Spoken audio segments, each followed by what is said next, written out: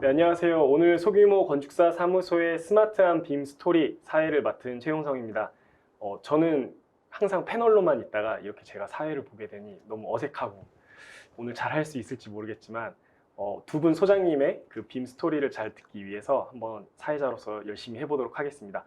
오늘 그 소규모 건축사무소의 스마트한 빔 스토리 관련돼서 저희가 인터뷰처럼 진행을 할 두 분의 소장님을 소개시켜 드리도록 하겠습니다. 김영수 소장님, 본인 소개 부탁드립니다. 네, 안녕하세요. 2015년도에 김영근 소장과 M2A 워크샵 건축사 사무소를 개소한 김형욱입니다. 저희는 일반 건축과 철도 건축 설계를 주로 하고 있고요.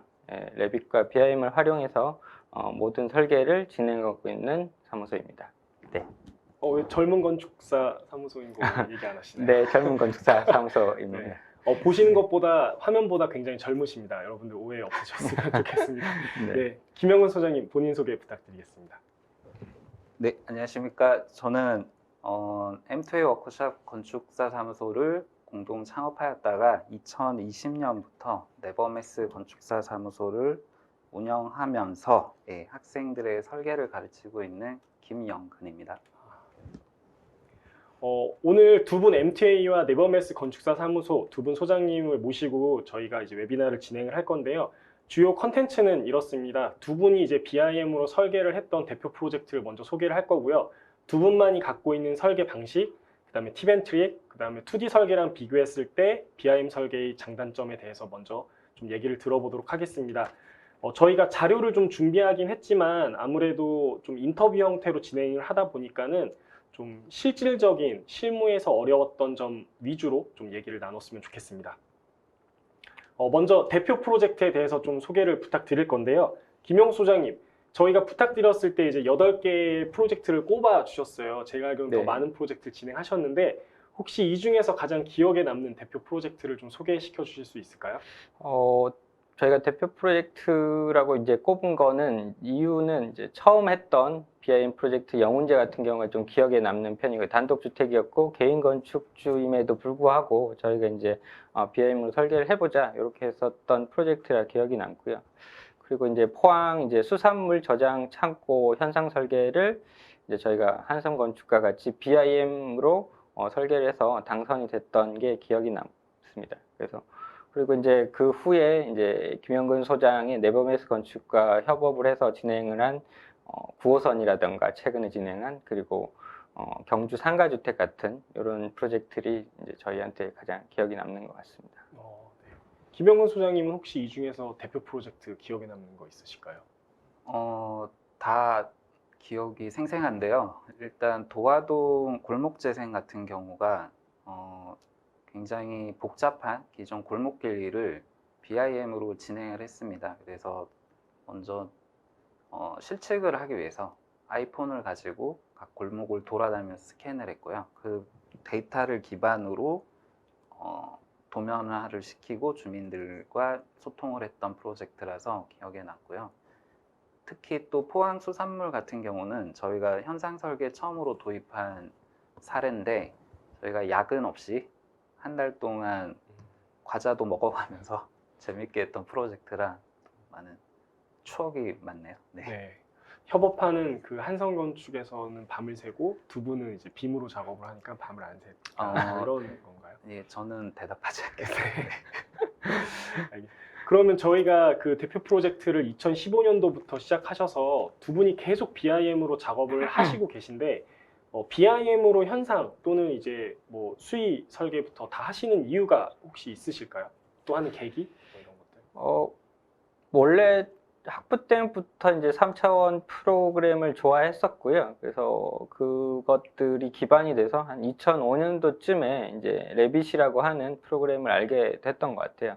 그때 이제 해보니까 이게 설계도 되면서 도면도 되고 이게 굉장히 신기해서 많이 이제 공부를 하고 이제 회사의 실무에서도 조금 활용을 하고 이런 식으로 진행을 했던 것 같아요. 그러다 보니까 이제 좀 노하우가 많이 쌓였고요. 그거를 기반으로 저희가 이제 개소를 했을 때, 저희는 앞으로 이제 모든 설계를 BIM을 활용하거나 레빗을 활용을 해서 설계를 해보자. 이렇게 해서 지금까지 온 것 같습니다. 네. 김영근 소장님은 혹시 BIM으로 설계를 하시게 된 계기가 있을까요? 네, 저도 비슷한데요. 저는 학생 때부터 일단 관심이 있어서 계속 스터디를 해왔고요. 그 이유가 제가 조금 게으르면서도 욕심이 많습니다. 그래서 디자인이나 이런 건 잘하고 싶고, 지겨운 도면화라든지 이런 거는 학생 때부터 좀 자동화 될 수 없나 이런 관심이 많아서 계속 연구를 해오다가 혼자 나름 회사를 가서 실무를 하면서 그 적응형이 된 거죠, 이제 저만의. 그래서 시작하게 되었고 지금 더 열심히 하고 있습니다. 그 대표 프로젝트 중에 그 요 건물을 하나 영상을 보내주셨어요. 이거는 어떤 프로젝트인가요? 네, 요거는 이제 개인 건축주가 경주에 그 상가 주택을 원하셨습니다. 그래서 현재 지금 이디야 그 점주로 계시는 분이었는데 이제 좀 1, 2층에는 이제 교회형 이디야 커피숍을 원하셨고 3층에는 개인이 살 수 있는 주택을 설계해 달라고 하셨었습니다. 그래서 다행히 이제 열린 건축주 분이라서 좀 보시기도 아시겠지만 가운데 브릿지가 있는 그런 프로젝트였습니다. 그래서 재밌게 김영근 소장과 같이 협업을 해서 진행을 했던 프로젝트였던 것 같습니다. 그러면 이렇게 상가주택이나 아니면은 뭐 프로젝트 소규모, 대규모까지 다 BIM으로 지금 작업을 하고 계신데, 두 분이서만 모든 작업을 하시나요? 아니면은 뭐 외주를 줄 수도 있고, 또는 밑에 직원을 시킬 수도 있고, 뭐 이럴 수도 있는데, 두 분이서 실제 직접 다 작업을 하시나요? 네, 현재 별다른 파트너가 있지는 않고요. 이제 MTA 건축사 사무소를 같이 운영을 했다 보니까 이제 저희가 BIM이 능숙을 해서 거의 2명이서 김영근 소장과 같이 작업을 하고 있습니다. 그에 모자란 인력에 대해서는 저희가 직원이나 프리랜서를 통해서 현재 작업을 진행을 하고 있습니다. 그래서 아직은 협업을 할 수 있는 사무소를 같이 구하지 못했었는데 최근에 이제 좀 문의가 오고 있는 것 같습니다. 근데 저희가 이제 건축사 사무로서의 이제 협업은 언제든지 가능을 하고 검토를 하지만 고려를 하지만 이제 그 전환 설계 쪽이나 이런 쪽은 아직 고려하고 있지는 않습니다. 네. 그 유튜브 인터뷰를 하고 나서 그 용역을 해달라고 의뢰가 굉장히 많이 들어왔다고. 네, 조금 연락이 왔던 것 같습니다. 그래서 현재 조금 이슈가 되다 보니까 이제 여러 가지 사유로 조금 요청이 오고 있는 편입니다. 하지만 우리는 설계를 BIM으로 할 뿐이지 BIM을 위해서 이렇게 설계를 하고 이러진 않는다. 네, 하신 거죠. 지금 그렇습니다. 다음 프로젝트 또 보내주셨는데 이거는 김영훈 소장님이 좀 설명을 해주시겠습니까? 이건 어떤 프로젝트였는지. 네, 이게 초등학교의 놀이터를 새로 만드는 프로젝트인데요.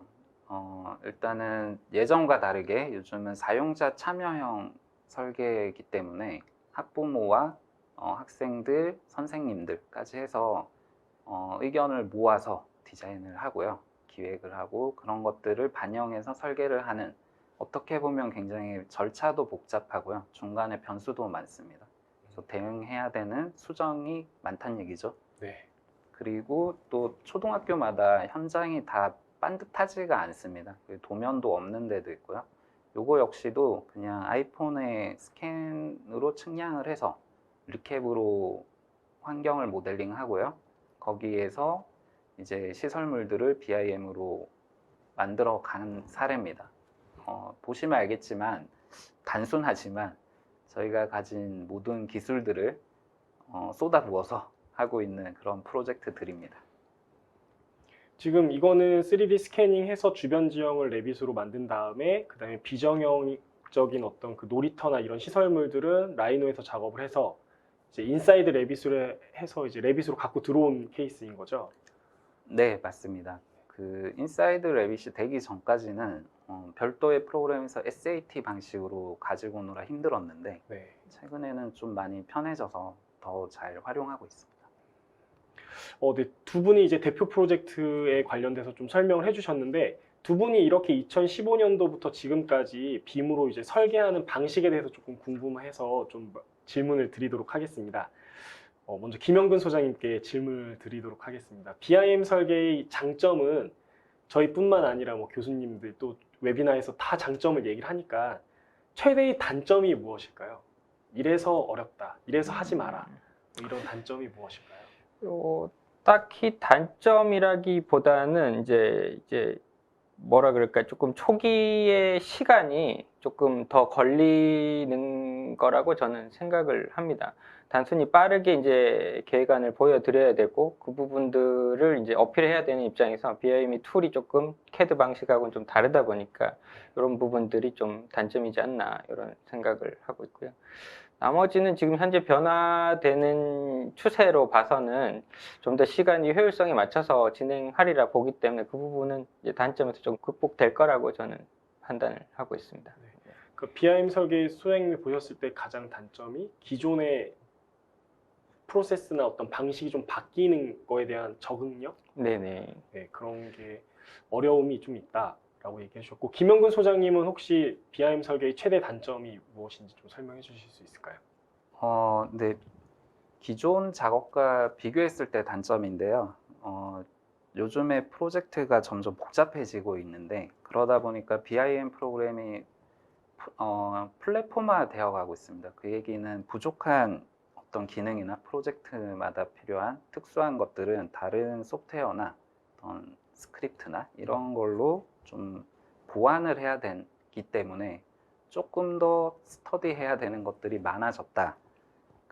그런 단점이 있고요. 그리고 팀 작업을 할 때 문제이긴 한데 팀원들이 어떤 실력의 임계점이 넘어가야지 이게 원활하게 작업이 된다는 것도 단점입니다. 기존 작업에서는 작도 위주이기 때문에 요거보다는 진입 장벽이 훨씬 낮았는데 이제는 진입 장벽이 일단 높아졌고 그 벽을 넘어야지만 좀 원활하다. 그런 게 있고요. 마지막으로는 실무자들은 또 열심히 했을 때 이제 또 결정권자 분들이 아직 이게 생소하다 보니까 기존 2D 작도 위주의 작업과 비교했을 때 이런 이해가 부족할 수도 있습니다. 그래서 결정권자 분들의 어떤 인식 변화가 아직은 진행되고 있으나 조금 느리다. 이게 참 단점이라고 보고 있습니다. 지금 현재 BIM 설계를 하면 이제 가장 최대 단점이 나 혼자만 해서는 안 되고 같이 작업하는 사람들도 BIM으로 해야 되고, 그러려면은 각각의 개인 캐파빌리티가 좀 BIM 설계에 대해서 어떤 마인드가 좀 바뀌어 있어야 되고, 또 그거를 최종 납품할 때 검수하는 최종 결정권자가 이건 BIM으로 했기 때문에 당연히 이렇게 돼야 돼 라는 어떤 마인드가 좀 바뀌어야 되는데, 아직은 이제 그런 게 정해지지 않은 게 최대 단점이라는 거죠. 네. 뭐 저는 많은 분들이 BIM 설계를 실은 전 안 했으면 좋겠습니다. 그래야지 이렇게 빔으로 먼저 하셨던 분들이 이제 더 많은 프로젝트를 하실 수 있다라고 저는 생각을 하거든요. 효율적이라고 보니까. 근데 저는 지금 막 빔을 하시려고 하는 분들이 가장 최대의 단점이지 않을까. 경쟁자가 늘어나는 게 최대의 단점이지 않을까 네, 생각이 그런가요? 듭니다. 근데 저희가 또 다른 설계사무소랑 얘기를 해보면은 기존의 소장님들은 3D 도면 보면은 난 머릿속에 3D가 다 올라와. 이 라인을 보면 모든 정보를 알 수 있어. 노란색은 구조벽이지. 막 이러면서 이런 얘기들 되게 많이 하셨잖아요. 근데 그렇게 정보도 많이 아시고 머릿속에 다 3D로 있는 거를 단지 컴퓨터 툴에서 화면상에서 3D로 보여지는 건데 왜 다 BIM이 어렵다고 얘기를 하실까요? 혹시 그 이유에 대해서 혹시 생각해 보신 적 있을까요? BIM이 어렵다고 생각하는 거는 이제 뭐 프로그램적인 관점도 있고 또 하나는 이제 기성 설계 방식에 대한 관점도 있는데요. 기성 설계 방식이 이제 도면 위주의 작도 방식이었었거든요. 그게 이제 예전에 손으로 그리거나 아니면 이제 뭐 CAD로 해도 이제 결국은 선으로 표현하는 작도 방식이었다면, 좀 BIM은 아시다시피 이제 모델링을 3차원 공간에서 시공을 하면서 설계를 가는 방식이기 때문에 조금 이제 작도를 위한 직관적인 방식에서 약간 정보를 입력하고 설정을 해가는 약간 우회적인 직관 방식이라서 좀 어렵다고 생각하시는 게 아닐까 하는 생각이 있고요. 또 하나는 1차원적으로 이제 프로그램 자체가 일단은 CAD보다는 익히기 어렵다는 조금 부분이 있고, 두 번째는 아직까지 이제 BIM으로 표현할 수 있는 것들이 2D에서 빠르게 할 수 있는 부분들이 3D에서는 조금 시간이 걸린다는 것들 때문에 좀 어려워하지 않나 그런 생각이 듭니다. 그러니까 2D 설계는 내가 보여지는 거를 그대로 레이어를 가지고 작도를 하는 방식이니까 익숙하게 수정할 수 있지만 BIM 같은 경우는 그걸 수정하고 나면 거기에 걸려져 있는 것들이 뭐가 달라졌는지를 계속 확인해야 되니 조금 더 어렵다고 느끼신다라고 얘기해 주신 것 같고, 김영훈 소장님은 혹시 다른 의견 있으실까요? 네, 말씀하셨던 그 실장님들이죠. 머릿속에 2D 도면을 보면 다 3차원이 된다. 그래서 저도 그런 분들을 몇몇 뵀고요.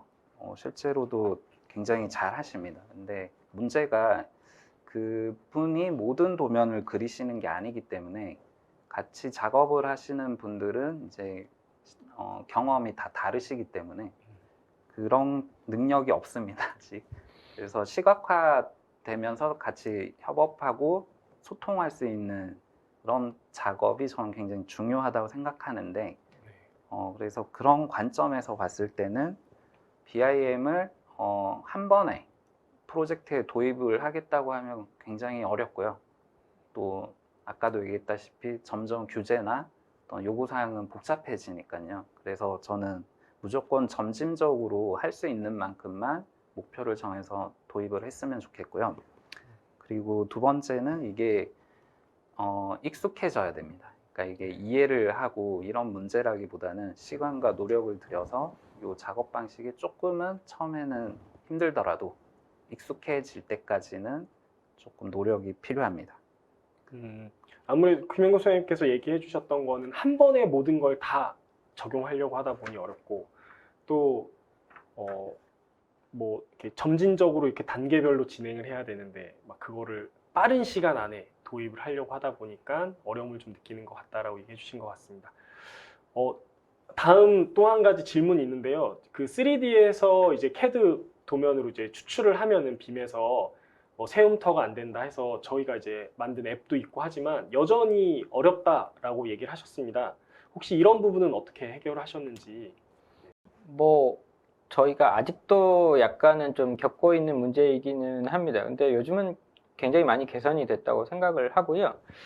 그래서 일단은 협력업체의 전달은 지금은 예전에는 이제 계속 말씀을 드립니다. 저희가 레빗으로 작업을 했고 3차원을 작업을 했기 때문에 어느 정도 조금 양해를 구했던 부분이 있고요. 대신에 이제 저희가 그 도면 이외에 컬러 도면이라든지 3D 파일이라든지 쉽게 볼 수 있는 스케치업 파일이라든지 뭐 이런 것들을 적극적으로 다 전달을 했습니다. 다행히 이제 그 설비 분야나 구조 분야는 저희의 이제 설계를 가지고 백데이터를 활용하는 부분이 많았기 때문에 이제 도면을 건드린다기보다는 그걸 가지고 이제 백으로 작업을 하시는 부분이 많아서 좀 이해를 시킬 수 있었고요. 세움터 부분은 이제 저희가 최근에는 CAD 파일을 변환을 해서 다른 리터치 작업을 하지 않고 올려도 PDF를 같이 올리기 때문에 그 부분들을 이해해주는 지자체가 늘었다고 저희는 생각을 하고 있고요. 경주 그 상가 프로젝트도 별다른 CAD의 어떤 세움터를 위한 리터치 작업을 하지 않았는데도 불구하고 아무런 그런 제약 없이 설계를 허가를 진행을 할 수 있었던 것 같습니다. 오히려 더 이제 저희가 그 설계를 해보면 협력업체 측에서 요즘에는 이제 3D 프로그램으로 되어 있는 3D 파일이라든가 아니면 컬러 도면이라든가 이런 것들을 요구를 하셨기 때문에 최근에는 조금 이런 부분들이 많이 해결이 됐다고 저희는 생각하고 있습니다. 네. 이렇게 얘기를 하셔서 그러면은 2D 도면은 역시 퀄리티가 안 좋은가? 라고 저희가 사례를 받아봤는데, 김영훈 소장님 뭐 이거는 BIM으로 다 그린 도면이잖아요. 네, 요거는 기존 도면이고 기존 도면이고 요게 BIM 도면입니다. 네. 그래서 잠깐 설명을 드리자면 기존 도면은 굉장히 보기 편하게는 되어 있는데 정보량이 많지는 않습니다. 저희 같은 경우는 이제 이런 작업을 통해서 도면에서 그 스케일에 맞는 정보들을 전달하는 데 목적을 두고 있습니다. 이게 기존 도면인 거고 요게 이제 이렇게 그래서 시간이 되면 계속 3차원 정보라든지 아니면 테이블이라든지 이런 것들을 추가해서 이 도면의 이 장면은 어떤 겁니다 라고 설명하는 게 저희 도면의 목표고요. 그래서 다음도 한번 보시면 지금 이게 저희의 좋은 이야기거리가 될 수 있는데, 왼쪽에 보시면 저 평면이 3차원에서는 저런 식으로 보일 겁니다. 하지만 왼쪽 도면을 보시면 기존 2D 작업 익숙하신 분들은 저 지시선의 위치라든지 치수에 무슨 간격이라는 이런 게 굉장히 불편해 하실 겁니다, 지금도. 아, 그쵸. 예. 좌측 정렬이 안 됐어요, 텍스트가. 네, 죄송합니다. 세상에 이런 도면이 어디 있습니까? 맞습니다. 근데 저희가 집중하는 건 저 위치가 아니고요. 그거를 정렬하는 시간에 오른쪽에 있는 3차원 정보를 전달하자. 이게 저희의 목표입니다. 시간은 다 똑같으니까요. 네. 시간에 하고 다만 저 3차원에도 같은 정보가 표기가 되면 되는데 그거마저 지금 할 시간이 없어서 네. 그러면 우선적으로 저 정보만 넣자 했을 때도 실제 다른 협력자분들이나 건축주께서도 굉장히 좋아하시고요. 네. 아무튼 저희 경험에서 해보니 좋아서 이렇게 됐습니다.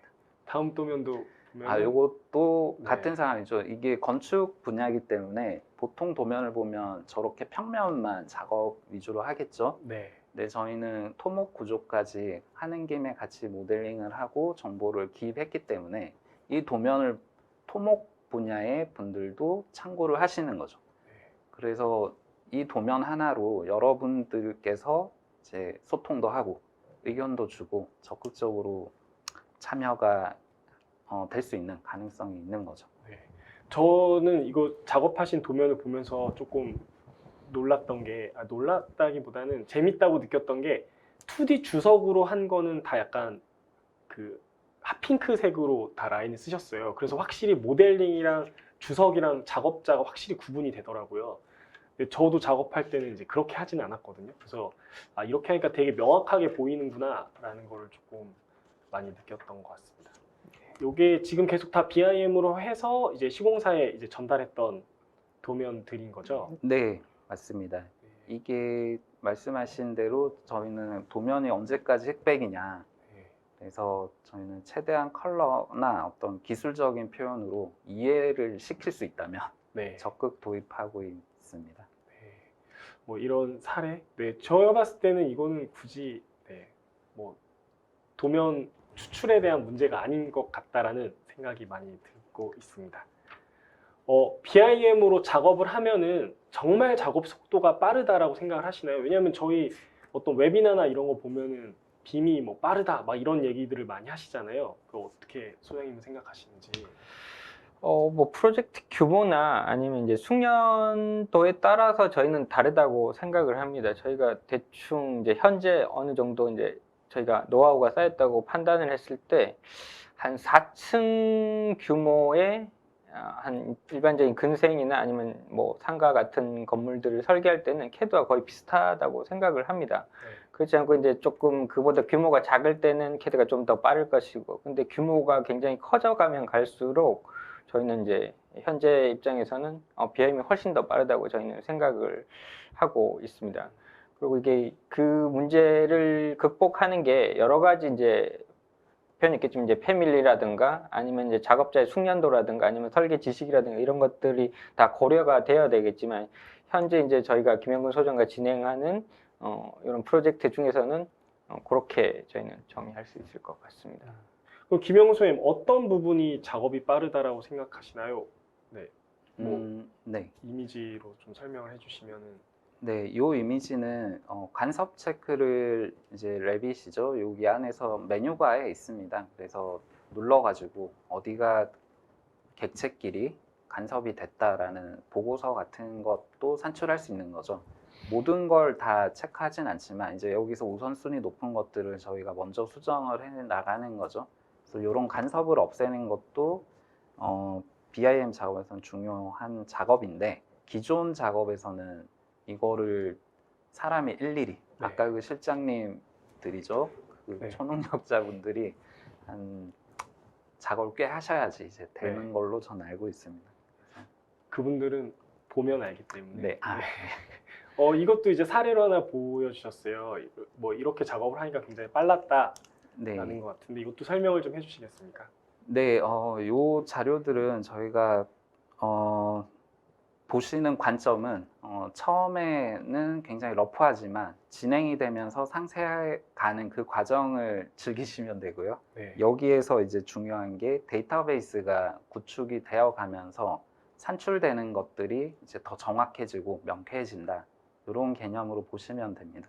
그래서 빠르다는 게 프로젝트 마감 시간은 정해져 있기 때문에 어떤 프로젝트나 그 프로젝트 마감 시간 이내에서 결과적으로 얼마나 정확하고 그런 산출물들이 다양하냐 뭐 그런 걸 관점으로 봤을 때는 확실히 빠르고요. 아닌 경우도 있긴 있겠지만 대부분 빠르고요. 그리고 데이터베이스 구축이라는 관점으로 봤을 때 그 구축하기가 살짝은 힘들지만 초반에 그때는 조금 오래 걸리지만 좀 지나면 굉장히 빠릅니다. 보통 3분의 2 지점이 지나면 산출물들이 저희 경험상 대량 산출이죠. 대량 생산 네. 되는 것 같습니다. 그러면 이렇게 지금 두 분이서 이렇게 작업을 하셨던 것들 또 BIM 설계 우리는 뭐 전환이 됐으니까 그러면은 지금 이제 들으시는 처음 빔을 도입하시려고 하시는 분들에게 이제 BIM 관련된 팁 앤 트릭을 조금 주셨으면 좋겠어요. 혹시 BIM으로 업무 효율성을 높이기 위한 방법이나 노하우가 있다라고 생각하십니까? 혹시 그런 게 있다면 어떤 게 있는지. 네, 업무 효율성을 높이기 위해서는 일단은 이제 기존의 CAD 방식을 좀 탈피해야 됩니다. BIM은 아까 말씀드린 대로 이제 정보를 입력을 하고 거기에 3차원으로 시공을 한다고 생각을 하셔야 되기 때문에 저희가 이제 시공을 할 때도 기준 틀을 잡고 세팅을 많이 하지 않습니까? 네. 이 BIM도 마찬가지로 프로젝트를 위해서 이제 작업 환경 설정을 먼저 좀 해야 되는 게 있고요. 그런 부분들에서 먼저 체계적으로 좀 세팅을 해야 협업을 하거나 나중에 이제 작업을 진행하면서 이제 프로그램이 꼬이거나 아니면은 어떤 패밀리가 꼬이거나 이런 형식이 적어집니다. 특히 협업을 할 때 더 그렇습니다. 그리고 두 번째는 이제 자주 쓰는 템플릿이나 아니면 패밀리들을 일괄적으로 정리를 하고 그 파라메트릭 요소들을 한꺼번에 일률적으로 이제 좀 매뉴얼화 시켜 놓는 게 저는 중요하다고 생각을 합니다.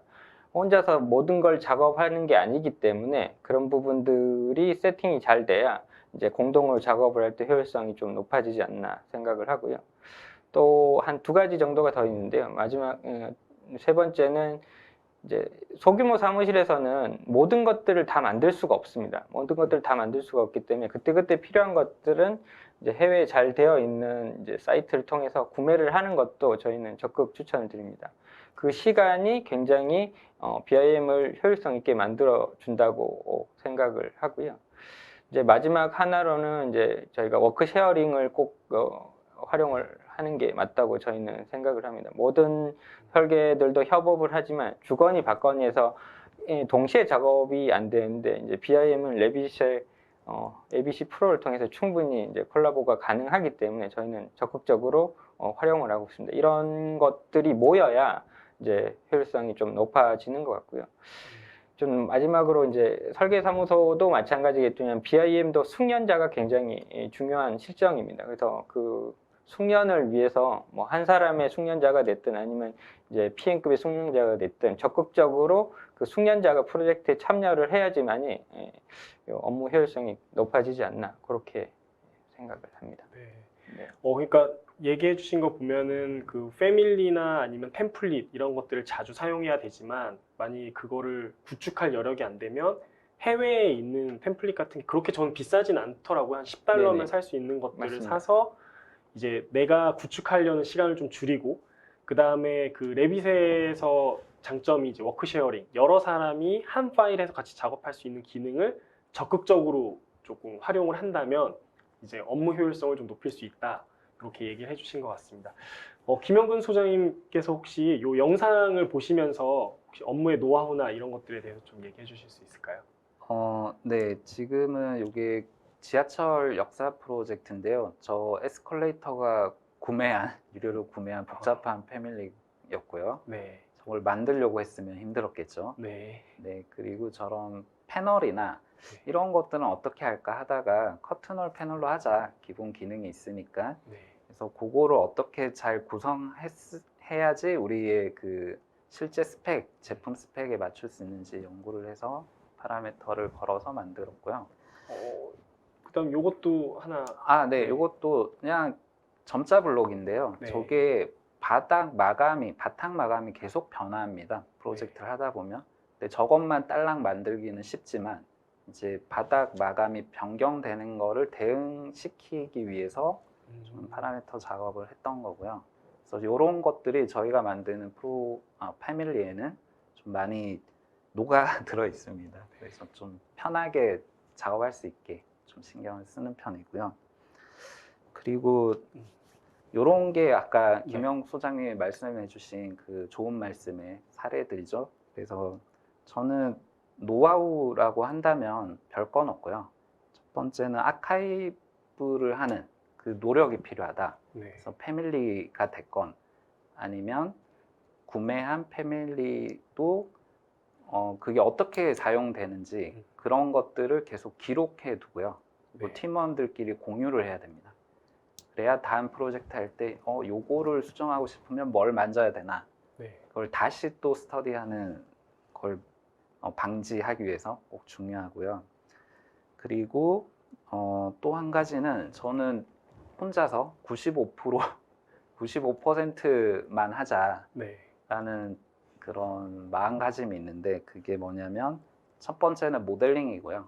모델링을 100% 정확히 하기 위해서 시간을 100을 쏟느니 95%를 완성도를 높이면서 한 70이나 한 80 정도의 노력을 쏟고 나머지는 다른 것에 집중하는 게 더 좋다고 봅니다. 그래서 저희도 스크립트 같은 경우를 예를 들면 스크립트 영상이 네, 요런 네, 네. 예를 들면 굉장히 간단하거든요. 네. 저희도 잘 다루지 못하기 때문에 빨리 해서 작동만 되면 된다. 네. 그래서 95%의 마인드로 작업을 해서 프로토타입이죠. 이런 것들을 해두고 또 이것도 아카이브를 잘 해두고요. 네. 또 써야 되니까 그런 식으로 저희는 작업을 합니다. 그래서 어떤 굉장한 팁이 되지는 못하고요. 네. 열심히 하자 네. 그런 이야기입니다.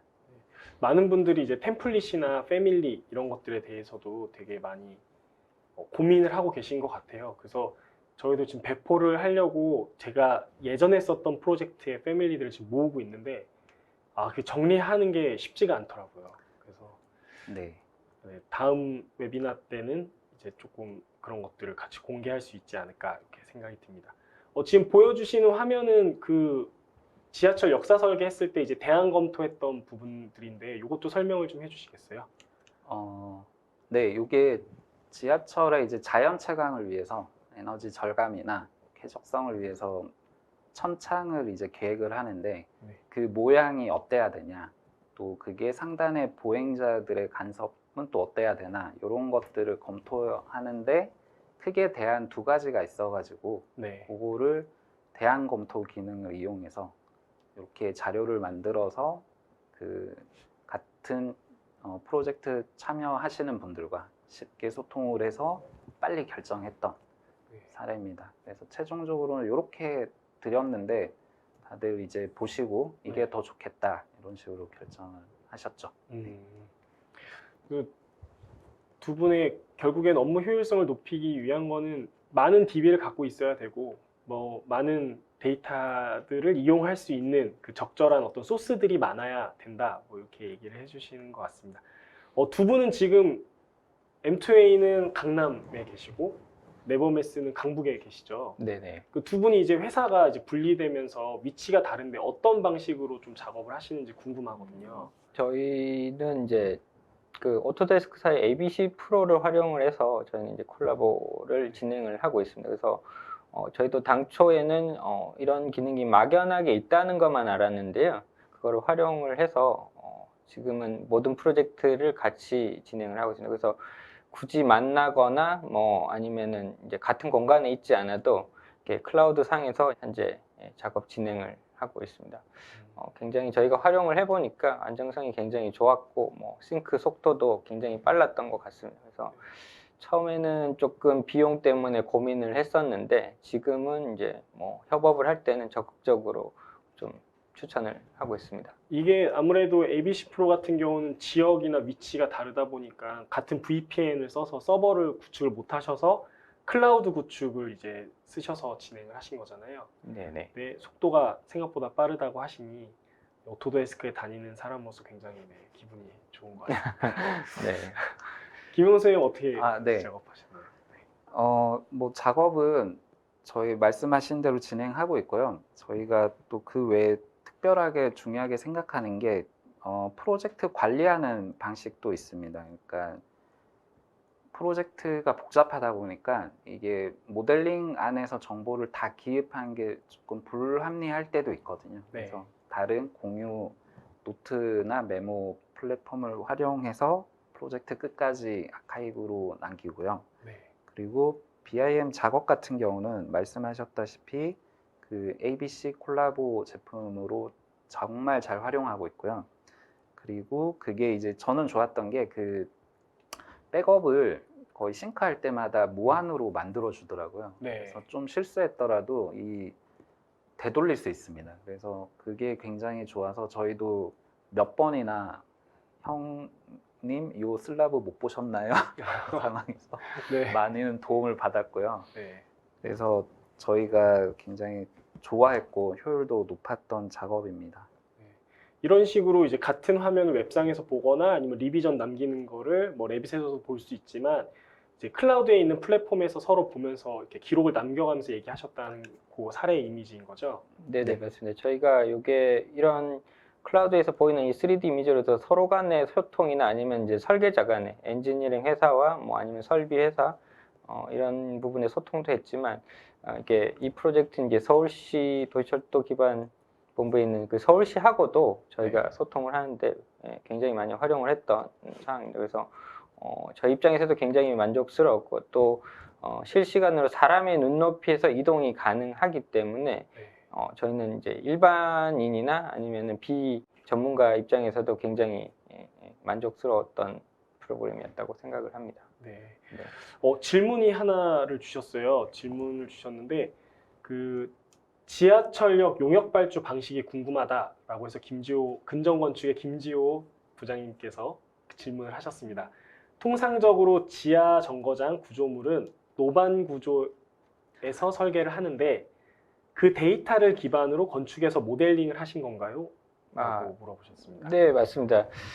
보통 최근에는 이제 아예 BIM 설계로 나오는 프로젝트가 많은 것 같은데요. 이 프로젝트 같은 경우는 이제 서울시 도시기반시설본부에서 발주를 한 프로젝트였고요.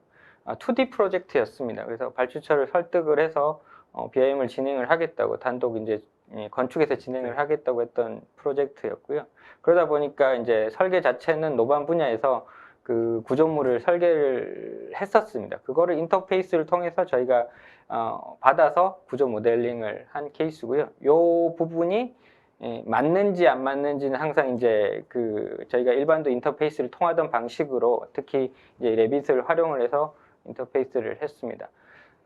그 노반 구조 모델링은 이미 돼 있는 걸 받으셔서 아닙니다. 노반 구조에서는 오로지 2D로 설계를 하고 있기 때문에 저희가 이제 그거 관련돼서 질문이 노반 구조물 모델링에 대한 것도 과업 범위에 있었고 설계비에 포함이 되었는지. 아닙니다. 전혀 그렇지 않습니다. 이 프로젝트 자체는 이제 오로지 2D로 발주됐었기 때문에 저희가 건축 분야에서 3D로 이제 이 레빗으로 설계를 하겠다고 요청을 한 거였지 이게 뭐 BIM으로 나온 프로젝트가 아니었기 때문에 당연히 타 분야가 전부 다 BIM으로 설계가 되어 있지 않습니다. 그래서 저희는 일일이 이제 다른 분야의 그 2D로 설계해 있는 것들을 받아서 저희가 이제 3차 모델링을 다 했고요. 거기에 이제 건축 설계 자체를 2D를 한 케이스입니다. 그러니까 용역 범위가 3D를 한 케이스입니다. 빔으로 발주한 건 아니지만 2D로 우리가 용역을 받아서 설계를 하기 위해서 그냥 빔으로 작업을 똑같이 하셨다라는 거죠? 네, 그렇습니다. 그래서 지금 현재 이 프로젝트는 다른 분야는 다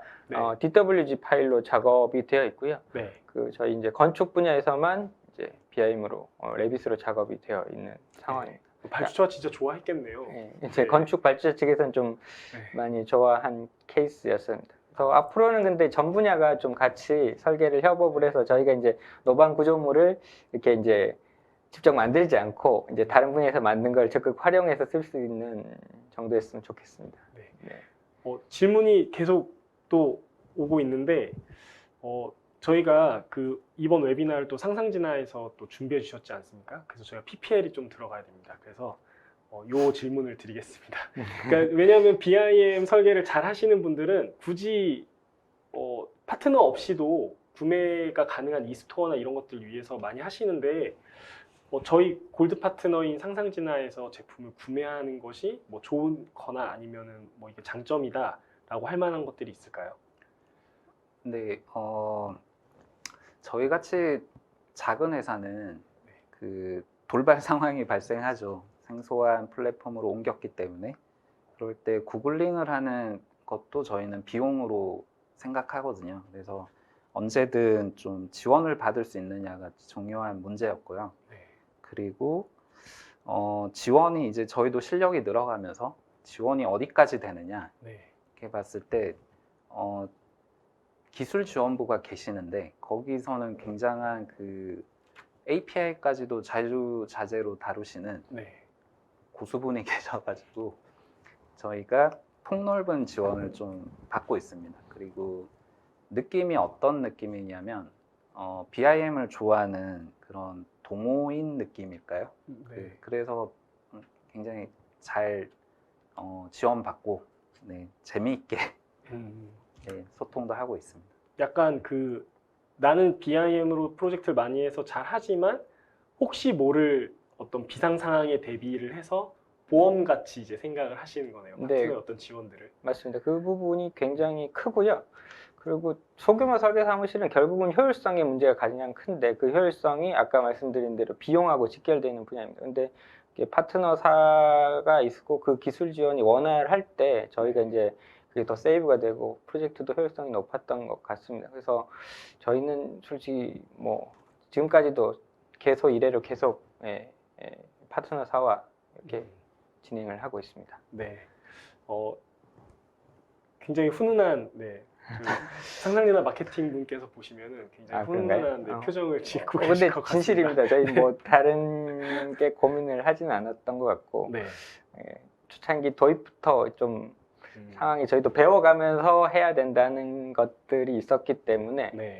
많은 도움이 있었다고 저는 생각을 합니다. 네, 맞습니다. 저희 파트너사분들 상상진화뿐만 아니라 다른 회사들도 굉장히 좋은 기술력을 갖고 있어서 아마 많은 서포트를 드리지 않을까라는 생각이 듭니다. 다음은 저희가 2D 설계랑 BIM 설계에 대해서 다른 점에 대해서 조금 의견을 나눠보려고 하는데요. 그 허선미 건축사님께서 질문을 주셨어요. 그 아까 지하철 역사에 추가된 레빗 모델링은 용역 대가 없이 파일럿 개념으로 하신 건지 또는 그냥 우리는 원래 그 방식대로 설계를 하니까 그냥 진행을 하신 건지 뭐 요게 좀 궁금하다라고 하시거든요. 둘 다의 답변이 맞는 것 같습니다. 결국은 지하철 프로젝트도 저희가 최초였기 때문에 파일럿 프로젝트라고 말할 수 있고요. 또 말 그대로 모험성이었다고 생각을 합니다. 저희가 기존의 패밀리들 많이 활용을 못했고요. 신설 패밀리들을 많이 활용을 했었어야 했고 또 만들었어야 했고 또 그것들이 쌓이면 결국은 저희한테도 이제 지하철을 BIM을 좀 효율적으로 할 수 있지 않겠나 이런 시작에서 파일럿 프로젝트를 진행을 했고요. 당연히 2D로 발주됐었기 때문에 이제 뭐 타 분야나 BIM 설계에 대한 용역 대가는 전혀 없었습니다. 단지 이제 저희가 개소하면서부터 모든 프로젝트는 BIM을 해보자. 이 프로젝트도 전략적으로 BIM이 하는 게 맞는가 이런 것들을 고민을 했을 때 저희가 한 시간을 고민 안 했던 것 같아요. 둘이 협업을. 그냥 하는 게 더 나을 것 같다. 이런 판단에서 저희가 하고 싶어서 했고 그리고 그게 편하다고 생각을 했습니다. 나중에 도면 작업을 위해서 생각을 하거나 이제 고민하는 시간이 더 싫었기 때문에 저희가 이거를 바로 진행을 했던 것 같습니다. 그래서 설득하는 문제가 있었지 오히려 뭐 이걸 진행하냐 마냐에 대한 결정에 대한 고민은 거의 안 했던 것 같습니다. 기존에 뭐 용역 대가 없이 그러면 어떻게 보면 회사의 노하우를 쌓는 차원에서 이제 그렇게 개념으로 시작하셨다. 네, 알겠습니다. 도면 간소화에 대해서 두 분이 어떻게 생각하시는지 좀 궁금한데요. 이거 김영근 소장님께서 먼저 답변을 해주시겠어요? 네, 저희가 이제 플랫폼이 바뀌다 보니까 도면에 대한 부분이 일단 제일 큰 걱정이죠. 그래서 고민을 많이 했었는데 일단 도면을 저희는 정의 내리기를 다시 저희끼리 설명서라고 일단 정의를 내리고요. 추구하는 거는 좀 이케아 설명서처럼 명쾌하고 정확하면 된다. 이게 저희의 개념으로 잡고 거기에서 다시 BIM은 그 관점에서 어디까지 제공할 수 있는가 그걸로 재정리를 해간 과정이 있습니다. 그래서 현재로서는 도면 간소화라는 게 기존의 작도 위주의 방식에 대비한 용어 같은데 네. 도면이 간소화된다는 개념이 생소합니다, 저희는. 네. 왜냐하면 도면이 양이 많아질 수도 있거든요. 더 확대가 들어갈 수도 있고 또 여백이 많아지다 보면 그럴 수도 있기 때문에 하여튼 저희 그런 정의한 저희 나름의 그 개념에 따라서는 간소화라는 개념 자체가 조금은 먼 얘기고 더 간소화라기보다 더 명쾌해야 된다. 이게 관점이고요. 그리고 그걸 위해서 아까도 설명드렸다시피 컬러나 아니면 3D 스캔 자료나 단면, 3차원 단면, 렌더링, 테이블 뭐 이런 것들이 모델과 연동된 것들 이런 것들을 끝없이 제공해 드린 네. 그게 저희의 도면 간소화라면 간소화한 것 같고요. 사례 영상을 네. 보면서 혹시 설명을 아, 네네네. 네. 요게 아까 그 말씀하셨던 그 아이폰으로 스캐닝해서 길을 재생기를 만든 네, 그 맞습니다. 프로젝트인가요? 이게 이제 보시면 알겠지만 그 굉장히 복잡한 현재 상황이죠. 그래서 요거를 BIM으로 진행을 했고요.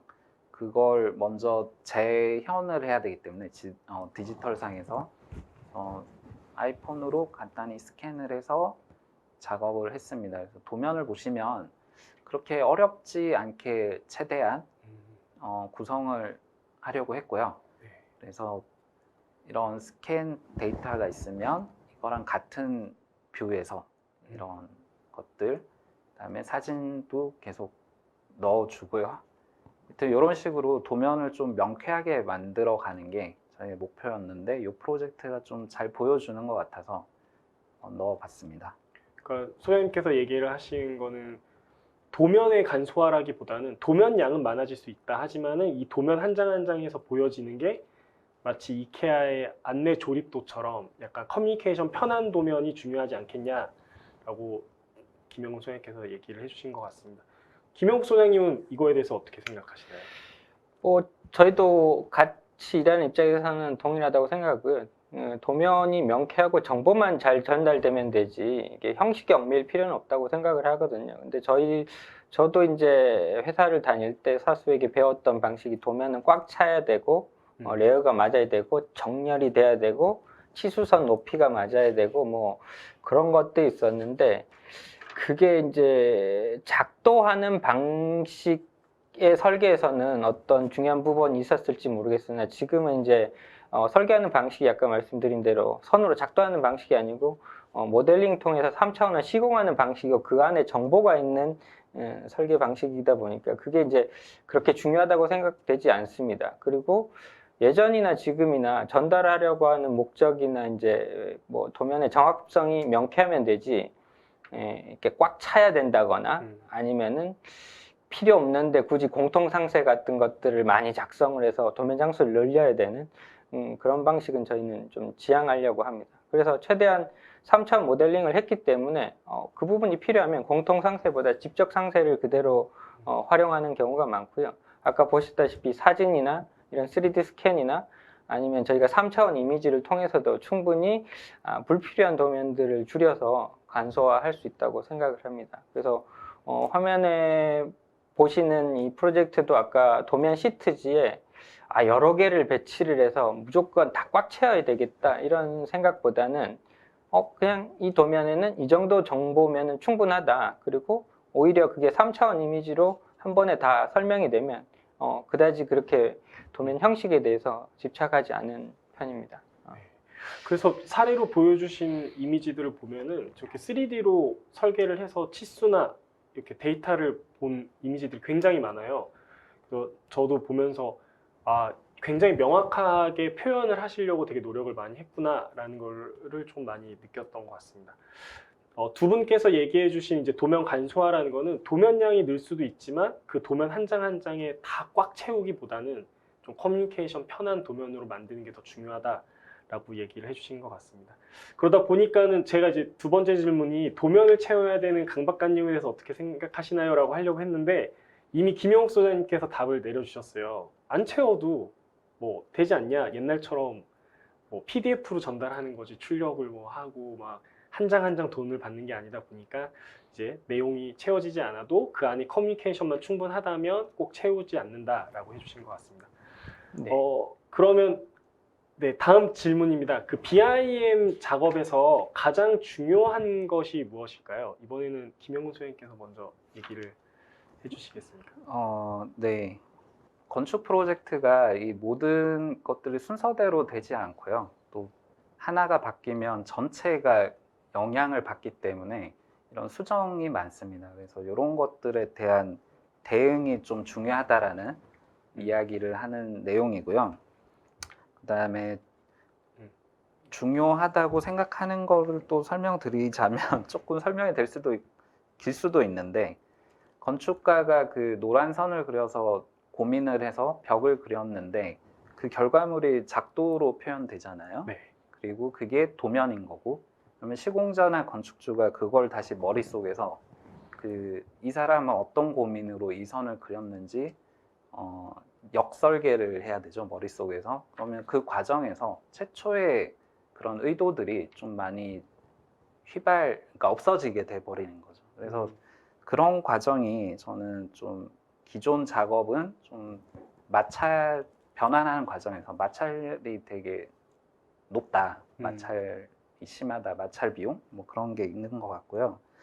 그래서 BIM 작업을 이제 그거를 상쇄하는 장점이 이제 중요한 점인데 BIM에서는 알다시피 벽은 그냥 그 객체 벽입니다. 가상의 벽이고요. 거기에 시각적으로 확인할 수 있고 정보를 기입할 수 있고 관계까지 설정할 수 있는 어떤 데이터로 만들어 버리는 거죠. 네. 그래서 고민의 과정들이 최대한 데이터에 담길 수 있도록 하는 게 중요하고요. 그 담긴 데이터베이스는 언제든 뭐 도면이 됐든 뭐 표가 됐든 산출이 되는 거는 굉장히 쉽습니다. 그렇죠? 네. 그래서 중요한 게 데이터베이스를 구축한다는 그 마인드가 중요한 것 같고요. 그리고 장점이 많은데 대표적인 게 보는 사람이 이 정보를 자기가 필요한 거에 따라 재가공을 할 수가 있는 거죠. 이 데이터가 있기 때문에 나는 요거를 요렇게 섞어서 보고 싶다 하면서 자연스럽게 더 깊이 있는 좀 고민을 할 수 있고요. 관계자들이. 그래서 저는 이게 중요하다 데이터베이스화 정확히 시키는 게 제일 중요하다. 그리고 마지막으로는 무소유의 마음이랄까요? 네. 욕심을 조금 버리자. 이게 모든 걸 또 담을 수는 없거든요. 네. 어떤 적정선에서 이렇게 멈춰주는 것도 굉장히 중요하다고 생각합니다. 그러니까 워크플로우를 짜고 BIM으로 할 수 있는 것 중에 가장 괜찮은 것들은 빨리 작업을 하고 그 후로 다른 작업이 편한 것들은 빨리 뭐 라이노 인사이드가 됐던 CAD 주석 작업이 됐던 넘겨서 이제 작업을 빨리 효율적으로 하는 게 이제 가장 중요한 것이라고 말씀해 주신 것 같습니다. 혹시 김영욱 소장님께서는 BIM 작업에서 가장 중요한 것이 무엇이라고 생각하십니까? 저는 진행을 해보고 이제 김영근 소장과 많이 작업을 해봐도 처음에 초창기 전략인 것 같아요. 전략. 이 프로젝트 성격과 규모에 따라서 이 BIM 전략을 어떻게 할 거냐 이런 거를 잘 짜는 게 굉장히 나중에 도면을 만들던 아니면 그러니까 파일을 활용을 하든 정보를 담던 협업을 하든 특히 협업에서 굉장히 중요한데요. 그런 부분들이 중요하다고 생각을 합니다. 예를 들면 지하철 같은 프로젝트는 이제 건축이 주가 아니기 때문에 노반이라는 분야에 이제 구속되어서 움직이는 프로젝트입니다. 그럼 그런 전략을 어떻게 갈 것이냐. 건축은 노반 때문에 굉장히 이제 변화무쌍하게 변해야 되기 때문에 이 BIM이나 레빗 세팅을 그거에 맞춰서 파라메트릭하게 가는 게 굉장히 중요했고요. 또 일반 건축 같은 경우도 이제 초반에 이 규모에 따라서 이거는 한 파일 안에서 모든 걸 작업을 하는 게 낫겠다. 아니면은 이건 규모가 크기 때문에 구조와 아니면 뭐 스킨과 이런 건축을 좀 따로 하는 게 낫겠다. 이런 것들이 초반에 전략을 잘 짜야 된다고 생각을 합니다. 그래서 BIM의 가장 중요한 거는 뭐 쉽게 얘기하면은 코디네이터라고 볼 수 네. 있는 것 같아요. 그래서 빔 코디네이터가 지금 현재 뭐 어떤 분야로도 있는 것 같은데 이 부분이 있어야 나중에 이 모델링 데이터가 효율적으로 관리되고 활용도 되고 그 작업이나 협업을 하는 데 내에서도 좀 원활하거나 공통된 작업 방식을 가지지 않나 이런 생각을 하고 있습니다. 저희도 그런 면에서 초기에 BIM을 할 때 이제 김영근 소장과 세팅에 관해서 굉장히 많은 토론과 논의를 하고 프로젝트를 진행을 합니다. 네. 그러니까 그렇습니다. 김용수 선생님 말씀하신 거는 BIM으로 프로젝트를 하는 거에 대한 어떤 코디네이션, 일정 네. 그 PM이 결국에는 가장 큰 역할을 한다는 거네요. 네네. 그 외에도 또 사례로 이제 보여주셨던 뭐 스크립트나 그 다음에 레빗 관련된 거 있는데 질문이 또 하나 주셨어요. 그 라이노 인사이드 레빗은 자체적으로 스터디를 하신 거냐라고 물어보시는데 그쵸, 자체적으로 하셨겠죠. 뭐 근데 저희가 인력이 없으니까 네. 네, R&D이자 네, 작업도 저희가 하는 거죠. 네. 저희가 이제 시간이 얼마 남지 않았기 때문에 이제 Q&A를 진행을 하려고 하는데 거의 주신 질문 중에 Q&A는 제가 다 답변을 해주신 것 같고 제가 질문을 하나 드리도록 하겠습니다. 어떻게 보면은 건축을 먼저 하신 선배님들이신데 그 BIM 개척자로서 또는 선구자로서 어떤 고충 같은 게 혹시 있으실까요? 고충이라기보다는 지금은 많이 해소돼 가고 있는 과정이라고 생각해요. 일단은 설득의 문제가 좀 많았었고요. 그리고 뭐 솔직히 저희가 하고 싶어서 했겠지만 좀 비용의 문제도 있었고 시간의 문제도 좀 있었던 것 같습니다. 제일 고충스러웠던 거는 일단은 기존의 설계 방식하고 조금 다르다 보니까 저희도 구축해야 되는 시간, 노하우를 쌓아야 되는 시간들이 필요한데 이게 발주처나 건축주분께서 생각하시는 설계 시간들이 계시지 않습니까? 뭐 단독주택 같은 경우는 뭐 길어야 3개월 이렇게 생각을 하시고 2달 뭐 이렇게 생각을 하시는데 저희가 초반에 해보니까 시행착오도 많았고 이런 것들에 대한 극복해야 되는 점, 또 회사를 위해서 구축해야 되는 점들이 많았는데 그 부분들에 대한 시간들이 좀 고충이 있었고요. 또 하나는 이제 좀 하지 않은 작업과 대중화되지 않은 설계 방식을 진행하다 보니까 부연 설명을 많이 했었던 것 같아요. 저희가 뭐 이제 BIM을 활용을 해서 설계를 했다. 레빗을 활용해서 설계를 했다. 이 부분들이 항상 설명을 하고 그래서 이렇게 되고 뭐 이 부분들이 기존 설계 방식하고 좀 달라서 표현 방식이 좀 다르다. 이런 부분들을 굉장히 좀 같은 설계를 하는데 똑같은 정보 전달을 하는데 이걸 설명을 해야 된다는 게 좀 고충이 있었던 것 같아요. 지금은 이제 이게 좀 시대적으로 많이 받아들이는 시절이 돼서 그런지 많이 조금 개선이 되고 있는 것 같습니다. 김영근 소장님 혹시 어려운 점 한 가지. 네, 설계비가 작다. 너무 작죠? 네, 늘 작죠. 고충이 결국은 비용이죠. 저희도 더 이제 BIM 관련 인력을 늘리고 싶으나 비용이 아직 책정이 안 되는 현실이 있기 때문에 저희 둘이서 좀 많이 하는 게 있고요. 마지막으로 왜 하냐는 질문을 받을 때마다 초창기에 마상을 읽고 네, 집에서 니체를 읽으면서 니체라는 책이 집에 있는 게 더 신기한 것 같습니다. 네, 힘들 때. 그래서 잘 돼서 지금은 훨씬 빠릅니다. 그래서 고충은 없고요. 적절한 비용이 되면 더 좋겠습니다. 네. 오늘 그 웨비나를 참석해 주셔서 그 설문조사를 하시면은 경품을 드린다고 해요. 그래서 뭐 하셨으면 좋겠고, 그 다음에 뭐 상상진화에서 하는 웨비나 프로모션이 있다고 합니다. 그래서 시간이 없으니까 빨리 하도록 하겠습니다. 그거 하시면은 할인해 준다고 합니다. 여러분들 많이 설문조사 해주시면 좋겠습니다. 오늘 이제 두 분을 모시고서는 그 소규모 설계사무소에서 어떻게 하면 빔으로 설계를 할 수 있는지 이런 인터뷰 형태의 어떤 웨비나를 진행을 했는데 두 분 소감 한마디씩만 빠르게 듣도록 하겠습니다. 김영호 선생님 오늘 어떠셨는지. 네, 이런 자리에 초대해 주셔서 감사하고 저희가 요 즐거운 분들과 같이 이런 재미난 방송을 하게 돼서 감사드립니다. 네, 네. 고맙습니다. 이제 끝날 때 되니까 얼굴이 풀리셨어요. 그게 너무 네. 아쉽습니다.